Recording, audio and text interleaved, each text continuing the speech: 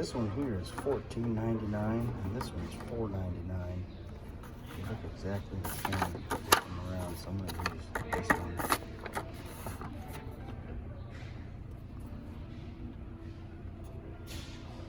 All right, and on this Cub Cadet here, we got our fuel filters right here. So I'm going to change it out with this one. So what I've got, probably don't need these. I'm going to use that for the clamps, but what you want to do is get some vice grips or some hemostats or something, and then just clamp it off so you're not leaking fuel everywhere. So I'll just clamp it off there. Now I've got that clamped off. I'm going to go ahead and disconnect those.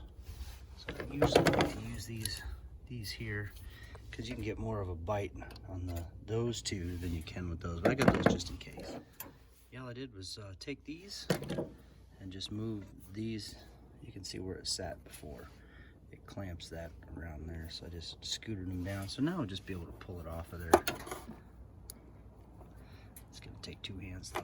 Okay, yeah, I really had to give it some force to yank that baby off. I want to pull this side off. Okay, and just remember this thing here is full of fuel, so it gets everywhere. Should have worn some gloves. Oh well, put the new one on. Go ahead and stick this in this end there. Yeah, it fits nice in there.